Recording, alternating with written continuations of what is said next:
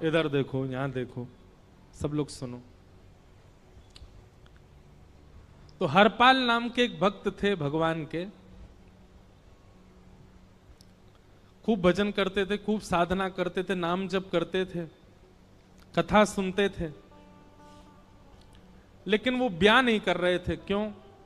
उनकी इच्छा थी कि जैसा मैं भजन करता हूं, जैसी मेरी भक्ति है, जैसा मेरा भाव ठाकुर जी के प्रति है, ऐसी कन्या मिले तो मैं ब्याह करूंगा, नहीं तो जीवन भर ऐसे ही रहूंगा। तभी उनके किसी रिश्तेदार ने आकर के बताया, बोले तेरे लायक कन्या मिल गई मुझको। तो हरपाल जी बोले, क्या क्या गुण है उस कन्या का? बोले उस कन्या ने शर्त रखी है, मैं उसी से ब्याह करूंगी जो रोज 1000 संतों को प्रसाद पवाता हो। हरपाल जी बोले, अब तो मुहूर्त भी नहीं निकलवाना, कल ही ब्याह करवा दो मेरा। ऐसी कन्या से तो मैं बिना मुहूर्त के ब्याह करूं। मुहूर्त उसके संग देखा जाता है जिसके संग यह संकोच हो या फिर यह दुविधा हो कि पता नहीं जीवन कैसा चलेगा। इससे तो मुझे भरोसा है बढ़िया जाएगा मेरा जीवन, इसी से ब्याह करा दो। कन्या ने शर्त रखी, हरपाल जी हम आपसे ब्याह तो कर रहे हैं, पर हमारी शर्त मंजूर है ना, रोज 1000 संतों को प्रसाद पवाना पड़ेगा। बोला मैं निश्चित करूंगा, आप ब्याह कर लो। और ब्याह हो गया। हरपाल जी रोज 1000 महात्माओं को प्रसाद पवाते। अब देखो, अगर कोई संकल्प ले ले कि मैं 1000 महात्माओं को प्रसाद पवाऊंगा, अगर 100 महात्मा ज्यादा बढ़ जाएं, 200 महात्मा ज्यादा, उनको मना करेगा क्या? वो तो फिर अपराध बनेगा उससे। प्रसाद पवाने का संकल्प लिया तो जितने आए सबको बैठाने की जिम्मेवारी उसकी। ऐसी कथा में भी होता है, कथा में जितने लोग आए सबका स्वागत होना चाहिए, सबके लिए स्थान पर्याप्त होना चाहिए। कई जगह प्राइवेट कथा करा, हम तो मना कर देते, मत कराओ भैया, आपको अपराध लगेगा। क्यों?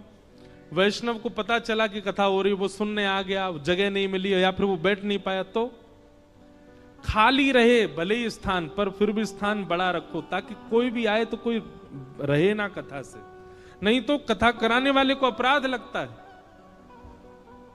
वैष्णव बिना सुने चला गया। तो हरपाल जी ने नियम ले लिया, रोज 1000 महात्माओं को भोजन कराते। अब 1000 की जगह कभी कभी 1200 भी हो जाते, 1300 भी हो जाते, 1500 भी हो जाते।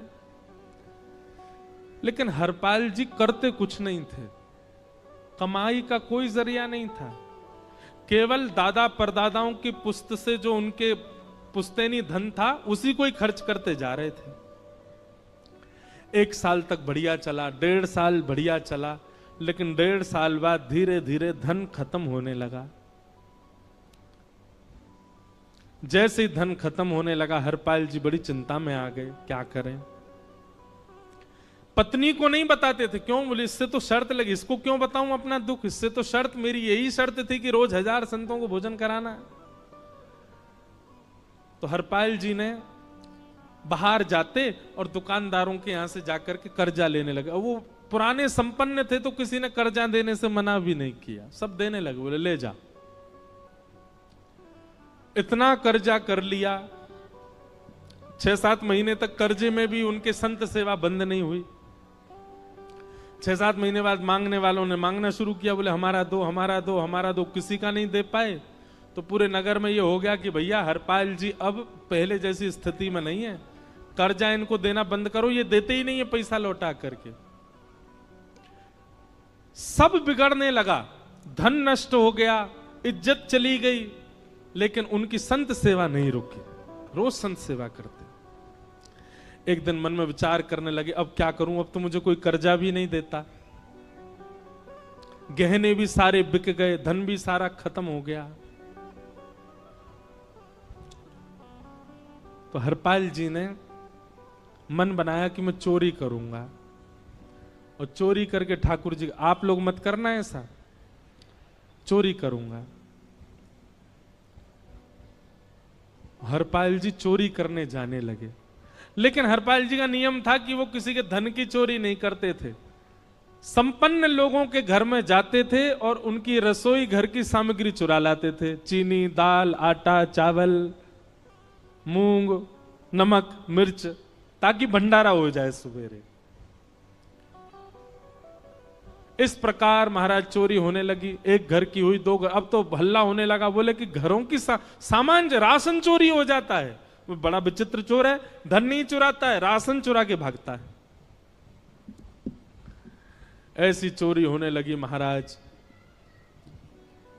अब तो लोगों ने अपने अपने घरों में पहरेदारी शुरू कर दी कि चोरी ना हो। तो हरपाल जी को और दिक्कत होने लगी, क्या करें, कैसे करें। धीरे धीरे हरपाल जी इस स्थिति में आ गए कि अब संपन्न लोगों के यहां उन लोगों को ढूंढते जो ना कभी संत सेवा करते ना वैष्णव सेवा करते, और उन लोगों के यहां जाकर के थोड़ा बहुत धन चुरा लेते, स्वर्ण चुरा लेते। करना कुछ नहीं, अपना घर नहीं बनाते थे, बसाते थे, संत सेवा करते थे। ठाकुर जी रीझ गए हरपाल से। ठाकुर जी बोले, देखो ये सब चोरी कर करके और मेरे संतों को पवारा है। ठाकुर जी बोले, इस पर अनुग्रह करने जाना है।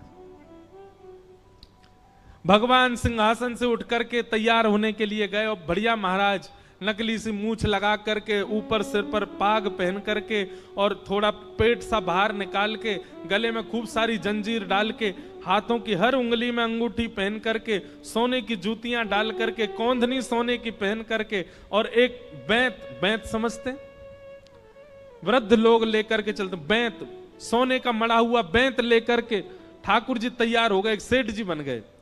लक्ष्मी भैया ने पूछा, भगवान बड़ा सुंदर स्वरूप धारण किया, कहां जा रहे हो? बोले, अपने एक भक्त से मिलने जा रहे हैं। रुक्मणी जी बोली, मैं भी चलूंगी।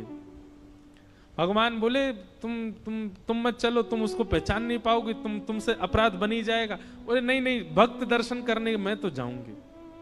भगवान बोले, जल्दी तैयार हो जाओ। सब लोग इधर देखो, वहां से कोई सामग्री आ रही है, कथा यहां हो रही है, इधर देखो, और फिर हम आंख बंद कर लेंगे, चाहे आप कहीं देखो। आंख खुली है तो हमको ही देखो। रुक्मणी जी एक सेठानी बन गई, ठाकुर जी सेठ जी बन गए, और दोनों ने मन में विचार किया कि हरपाल जी को दर्शन देना है। और यहां हरपाल जी की स्थिति क्या थी? अब संत सेवा के लिए कहीं से भी धन नहीं मिल रहा था। तो हरपाल जी एक मार्ग पर जाकर के बैठ गए और सोचने लगे, कोई धनवान यहां से निकलेगा तो उसको लूट लूंगा, और लूट के भाग जाऊंगा, सारा धन संत सेवा में लगा दूंगा। तभी उस मार्ग पर कोई और तो आया नहीं, ठाकुर जी सेठ बन करके आ गए। और महाराज खूब सारे गहने पहन करके, पाग बढ़िया सोने की जड़ाऊ पाग पहन करके, ऐसे वस्त्र पहन करके, और छम छम करते चलते आ रहे हैं। उन गहने ही बज रहे हैं ठाकुर जी के।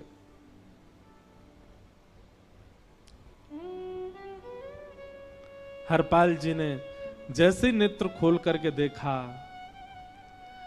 ठाकुर जी के रूप यौवन और सबरी उनके श्रृंगार को देख करके हरपाल जी बोले, ये तो 1 साल के भंडारे की व्यवस्था आ रही है सामने से। इतने में ही सेठानी जी रुक्मणी जी भी आई, उनको ओहो, ये तो कम से कम 5-10 साल की व्यवस्था आ रही है। अगर ये दोनों लूट लिए जाएं तो 10 साल चोरी नहीं करनी पड़ेगी। देखो कितना धन संपन्न। हरपाल जी के बगल में जैसे ही ठाकुर जी पहुंचे, हरपाल जी बोले, भैया जय श्री कृष्ण, प्रणाम। ठाकुर जी तो नाराज हो गए, क्या भगवान का नाम बोलता है सुबह सुबह? तुम सब लोग बड़े पाखंडी हो, ढोंगी हो, और हमने सुना इस गांव में एक रहता है, वो चोरी डकैती करता है, और फिर कहते हैं संत सेवा करता है। ऐसी काय बात की चोरी भैया? करता तो चोरी है, भली उससे भली संत सेवा करता हो। नाम उसका हरपाल है, हम सब जानते हैं। भगवान का नाम मत लो हमारे सामने। हरपाल जी समझ गए, वो तो बिल्कुल भगवत विमुख है, इसकी तो एक अंगूठी भी नहीं छोड़नी मुझको, इसका तो सब लेके जाऊंगा। अगर ये बदले में जय श्री कृष्णा बोलता तो एक आध गहना छोड़ देता इसका में, पर ये तो इतना बिखर रहा है भगवान का नाम सुन के, इसका कुछ नहीं छोड़ूंगा, सब ले जाऊंगा।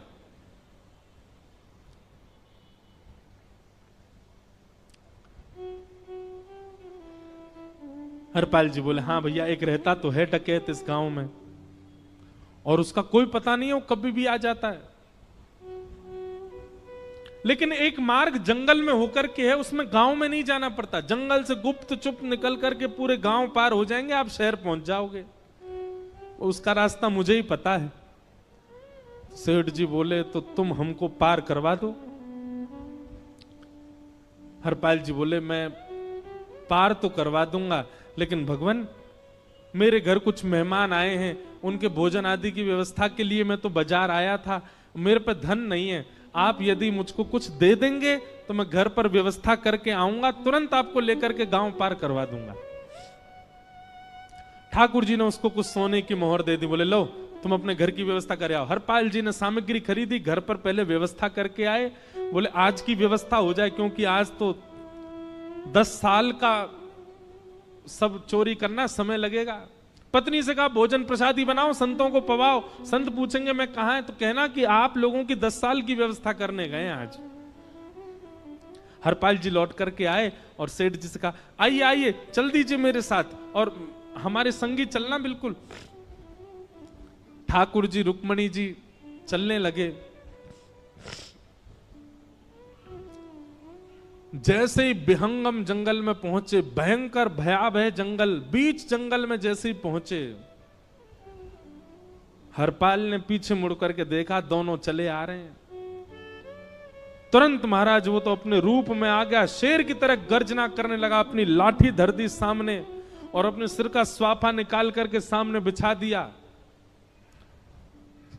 भगवान जो सेठ जी के रूप में आया, भगवान बोले भैया ये क्या कर रहे हो? बोले मैं ही हरपाल हूं। सारे सामग्री निकालो, डाल दो यहां पे, एक चीज भी मत छोड़ना, नहीं तो तुम जानते नहीं हो तुम्हारा क्या करूंगा। ठाकुर जी तो थर थर कांपने लगे। रुक्मणी जी बोली देखो कैसा नाटक कर रहे हैं। रावण के आगे नहीं डरे थे, कुंभकर्ण के आगे नहीं डरे, हिरण्यकश्यप के आगे नहीं डरे, और वो हरपाल के आगे ऐसे कांप रहे हैं। भगवान तो मन की सब समझ जाते हैं, कौन ही मारने, वो तुम भी कांपो क्यों? बोले भक्त है भैया, ये हमारो भक्त है। अनुब्रजम में हम नित्यम पूये ये तन्य रेणु भी, इसने हमारे लिए सब गवा दिया, हमारे वैष्णव संतों के लिए सब लुटा दिया, इसके आगे भयभीत होने में कोई लज्जा नहीं। लक्ष्मी नारायण दोनों कांप रहे हैं और हरपाल कह रहा सब निकालो। ए सेठानी जी कान के कुंडल उतारो। कान कुंडल उतार दिए, नाक की नथनी उतार दी, सब उतार के धर दिए, हाथों के सब कड़ूला आदि भी धर दिए। भगवान ने भी अपने सब उतार। बोले बैंत कहां लेके जा रहे हो? उसको भी धर दो। बोले अरे भैया बुढ़ापे की लाठी, हम गिर जाएंगे। बोले कुछ नहीं गिरोगे, धर दो इसको। जीवन में कभी राम ना, जय श्री कृष्ण बोलने पे चिल्ला रहे थे मुझ पे, रखो इसको यहां पे। सारा धर दिया। बोले बहुत बढ़िया हो गया, अब 10 साल की व्यवस्था हो गई। इतने में भगवान की कनिष्ठ उंगली में एक अंगूठी थी। हरपाल बोला ये कहां बचा के ले जा रहे हो, उसको दो। बोले अरे भैया ये तो बहुत बचपन की हमारी अंगूठी है और ये आज तक हमारी निकली ही नहीं है और ये निकल ही नहीं पाएगी, इसको बाहर हम निकाल ही नहीं सकते, इसको तो रहने दो हमारे पास। बोले तुम क्या जानो, इस अंगूठी से कम 1 हफ्ता संत भोजन होगा और तुम पे तो दया करनी नहीं है। चिल्लाए थे मुझ पे जय श्री कृष्ण बोलने पर, निकालो इसको। भगवान खूब प्रयास करें, वो नहीं निकले तो हरपाल जी ने उंगली पकड़ी। बोले इसको काट देता हूं मैं, तुम्हारे पास उंगली रहने का कोई काम नहीं है, तुम उंगली से करते ही क्या हो। और महाराज जैसे ही उंगली पकड़ करके काटने का मन किया, वो काटने ही वाले थे, इतने में ही द्वारिकाधीश भगवान शंख चक्र गदा पद्म धारण करके प्रकट हो गए सामने। रुक्मणी जी महालक्ष्मी के रूप में प्रकट हो गई और दोनों ने अपने अंक में हरपाल को भर लिया। हरपाल जी समझ नहीं पा रहे ये क्या हुआ, दूर हटे। बोले नाथ, बोले हम साक्षात द्वारिकाधीश, ये साक्षात रुक्मणी तुम्हारी भक्ति से प्रसन्न होकर तुमको दर्शन देने आए हैं। हरपाल जी घुटने के बल बैठ गए, रोने लगे, सर रख दिया चरणों में, पटकने लगे। बोले नाथ, मैंने अपने नाथ को लूटा, आज मैंने अपने स्वामी के साथ डकैती कर रहा था, मैं अपने स्वामी की उंगली काटने पर मजबूर हो गया था, इसका मतलब तो मैं पापी हूं। मेरा पाप इतना प्रचंड हो गया कि मैं आपके रूप को नहीं पहचान पाया। भगवान ने हृदय से लगा, नहीं हरिपाल, तुमने कभी अपने लिए प्रयोग थोड़ी किया। तुम्हारी पत्नी भूखे सो जाते हो, लेकिन संतों को भूखा नहीं जाने देते। ठीक है, उसके लिए भले ही तुमने वह गलत मार्ग अपनाया जो नहीं अपनाना चाहिए था, परंतु उसमें उद्देश्य कोई और तो नहीं था, मेरे जनों की सेवा ही तो थी, मेरे वैष्णवों की सेवा। और देखो हरपाल, एक मेरी बात सुनो, आज तुम्हारे मन में ग्लानि होती है कि तुमने दूसरों का धन हड़प करके और उससे संत भोजन कराया। वास्तव में इसका विधान शास्त्रों में यह बताया गया, जिसके धन से भोजन बना और संतों ने पाया, परोसा भले ही किसी ने भी हो, कार्यक्रम भले ही किसी ने भी कराया हो, पर धन जिसका लगता है पुण्य उसी को मिलता है। तुमने तो अपने गांव के, शहरों के उन लोग जो कभी संत सेवा नहीं करते थे, उनके धन चुरा चुरा करके उनको पुण्य बांटा है। तुमने कुछ गलत नहीं किया है। हां, अपने प्रयोग में यदि लेते तो पाप हो जाता, लेकिन तुमने तो एक रत्ती भी अपने प्रयोग में नहीं ली, सब संतों में लगा दी, और जितने लोगों का धन चुराया उन सबको पुण्य प्रदान कर दिया। हम तुमसे बड़े प्रसन्न हैं। हरपाल जी चरणों से लिपट गए, बोले नाथ आप बड़े कृपालु, बड़े दयालु। भगवान बोले अब हमने दर्शन दे दिए, अब हम जाएं। और सुनो, ये सारा धन हमने दिया है, 10 साल का नहीं होगा इससे। तो बोले जब तक तुम जीवित रहोगे तब तक की सेवा बनेगी, इससे संत सेवा चलती रहेगी। ये सारा धन आभूषण हम लेकर के इसीलिए आए थे, ताकि तुमको अब कभी किसी से मांगना ना पड़े, किसी से हड़पना ना पड़े। भगवान जाने लगे तो हरपाल जी चरणों में गिर गए, बोले नाथ आज मैं आपके दर्शन कर पाया, मैं संत सेवा कर पाया, इसमें सबसे बड़ा योगदान मेरी पत्नी का है। उसने नियम नहीं बनाया होता तो शायद मैं कभी ऐसा नहीं करता। आप उसको दर्शन दिए बिना जाएंगे, मैं उसको क्या बताऊंगा? मैं उससे जाके कह भी नहीं पाऊंगा कि आप मुझे मिले, और उसकी वजह से आप मुझे मिले हो, कृपा कर उसको दर्शन दे दीजिए। ठाकुर जी बोले ठीक है। तुरंत लक्ष्मी नारायण भगवान ने छोटे छोटे बालकों का रूप धारण कर लिया और हरपाल जी की गोद में बैठ गए, और हरपाल जी अपनी गोद में लेकर के ठाकुर जी को घर पर आए, और आकर के अपनी अरे सुनो देखो कौन आए हैं। जैसे बाहर आकर के देखा तो नन्हे से ठाकुर जी, नन्ही से रुक्मणी जी गोद में बालकों की भांति बैठे हैं। बोले अरे इतने सुंदर सुंदर बालक। बोले बालक नहीं है, ये साक्षात जगन्नाथ भगवान, साक्षात रुक्मणी जी, साक्षात द्वारिकाधीश हैं। तुरंत ठाकुर जी अपने रूप में प्रकट हो गए और दोनों दंपति को दर्शन दे करके भगवान वहां से प्रस्थान कर गए। बोलो भक्त वत्सल भगवान। तो एक भक्त जीवन संगी का प्राप्त होना भगवत दर्शन तक ले जा सकता है आपको। अब जिनके ब्याह हो चुके हैं उनसे तो अब हम कुछ कर नहीं सकते, पर जिनके नहीं हुए हैं संभल जाओ, सुधर जाओ, ठाकुर जी से प्रार्थना करो, और प्रार्थना करके केवल एक ही चीज मांगो, क्या? हम गृहस्थी हैं नाथ, यह गृहस्थाश्रम है, हम इसमें आ चुके हैं, अब कृपा करके हमारे जीवन में जो भी आए वो आपका भक्त आए। लेकिन आपके अथक प्रार्थना करने पर भी ठाकुर जी ने यदि नहीं दिया तो भी चिंतित मत होइएगा। मीराबाई को भी नहीं मिले अनुकूल, करमेती बाई को भी नहीं मिले अनुकूल, सक्कू बाई को भी नहीं मिले अनुकूल पति,